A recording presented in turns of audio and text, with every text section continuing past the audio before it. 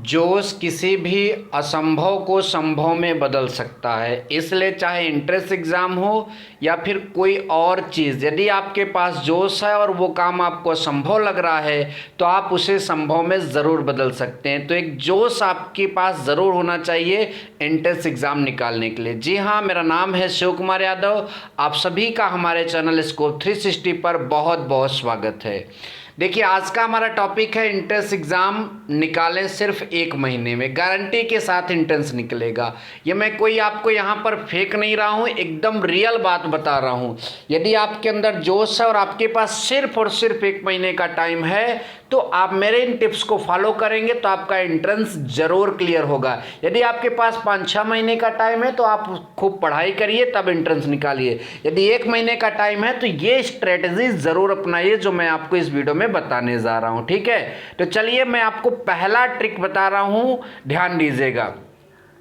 5 best tricks में हमारा पहला ट्रिक है प्रीवियस ईयर क्वेश्चन पेपर। आप कहोगे कि ये तो सभी बताते हैं, ठीक है सभी बताते हैं, मैं जैसे बता रहा हूँ उसको ध्यान दीजिए। तो प्रीवियस ईयर क्वेश्चन पेपर यदि आप सॉल्व करेंगे तो कैसे सॉल्व करेंगे, तो मैं यहाँ पर एक क्वेश्चन आपको बता रहा हूँ, उसके अकॉर्डिंग आप अपना प्रीवियस ईयर का क्वेश्चन पेपर सॉल्व करिए। ठीक है, जैसे मान लीजिए आपके प्रीवियस ईयर क्वेश्चन पेपर में एक क्वेश्चन यह आया है, मान लीजिए वो क्वेश्चन केमिस्ट्री से आया है और केमिस्ट्री से पूछ लिया गया कि जल में जो है बंध कोण कितना होता है। तो आप सभी को पता होगा 104 डिग्री 5 अंश होता, 104.5 अंश होता है जल में बंध कोण।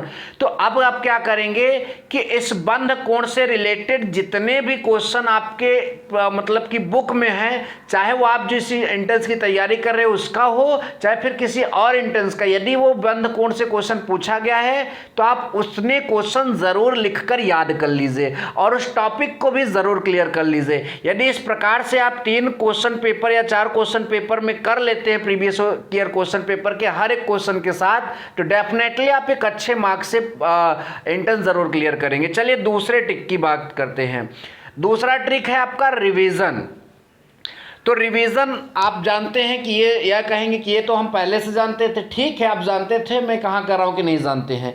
रिवीजन कैसे करना है, आप जो है उन चीज़ों का ज़्यादा रिवीजन करिए जो आपको सरल लगता है, ठीक है, या फिर जिसको आप कम समय में याद कर सकते हैं। तो आप कहेंगे टफ चीज़ें कब तैयार होंगी, पहले सरल चीज़ों को आप 5-10 दिन में तैयार कर लीजिए, फिर बचे हुए टाइम में जो है कठिन चीज़ों को आप सॉल्व करिए। इससे आप कम समय में ज़्यादा चीज़ों को मतलब कि क्लियर कर सकते हैं। तो रिविज़न हमारा दूसरा बेस्ट ट्रिक होगा। ठीक है, रिविज़न के बाद हमारा तीसरा बेस्ट ट्रिक क्या होता है, अब आइए उसकी चर्चा कर लेते हैं। हमारा रिवीजन के बाद जो तीसरा बेस्ट ट्रिक्स है वह है फ्रेश स्टडी। तो फ्रेश स्टडी का मतलब ताज़ा पढ़ाई। ताज़ा पढ़ाई का मतलब जो आपने पढ़ लिया है उसके अतिरिक्त जो आपके पास बचा है उस चीज़ की पढ़ाई। तो अब आपके पास यहाँ 2 ऑप्शन आते हैं। बचे हुए चीज़ में कुछ चीज़ें कठिन होंगी, कुछ चीज़ें सरल होंगी। तो जैसे मैंने रिवीजन में आपको बताया कि सबसे पहले उन चीज़ों का रिवीजन करिए जो सरल लगता है, फिर कठिन चीज़ों का रिवीजन करिए। वैसे फ्रेश स्टडी में भी आप उन चीज़ों को सबसे ज़्यादा पढ़िए जो आपको सरल लगता है, उसके बाद बचा हुआ टाइम में जो है आप थोड़ा टफ चीज़ें पढ़िएगा। तो यह आपका तीसरा बेस्ट ट्रिक होगा, फ्रेश स्टडी। चलिए चौथे बेस्ट ट्रिक की बात करते हैं, सेलेक्ट एनी बुक। देखिए, आप कोई सा भी एंट्रेंस अगर आप निकालने जा रहे हो, कोई सा भी एंट्रेंस, यदि आप बुक को सेलेक्ट नहीं करेंगे तो एंट्रेंस निकलना मुश्किल होगा। तो इसलिए बुक का ज़रूर सिलेक्शन लीजिए। अगर आप एंट्रेंस यूनिवर्सिटी का दे रहे हैं तो मेरे ख्याल से अरिहंत एक बेस्ट बुक होती है। यदि आप फिर किसी और चीज़ का एंट्रेंस दे रहे हैं तो आप कमेंट करिएगा, उसके लिए मैं बुक प्रेफर कर दूंगा आपको। ठीक है, ध्यान दीजिएगा।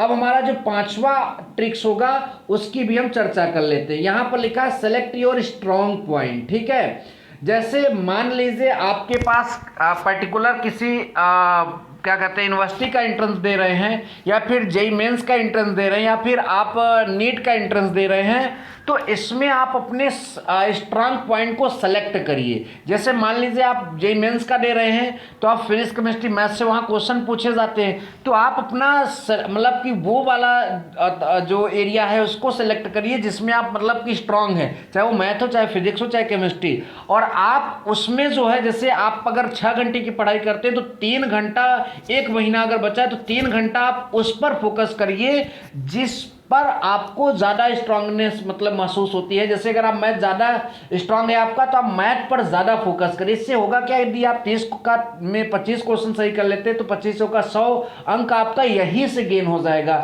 लेकिन बच्चे क्या करते हैं, सारे सब्जेक्ट को लेकर लगातार पढ़ेंगे और इसलिए वो फेल हो जाते हैं। तो आप इस स्ट्रेटजी को ज़रूर समझिए कि आपका स्ट्रांग पॉइंट क्या है। तो इस तरह से तैयारी करेंगे तो आपका एंट्रेंस जरूर निकलेगा। आप हमारे इस ट्रिक को फॉलो करें, यदि आपका एंट्रेंस निकल जाएगा तो आप हमारे कमेंट बॉक्स में आकर फिर से ये बात जरूर लिखिएगा। Thank you so much. जय हिंद, वंदे मातरम।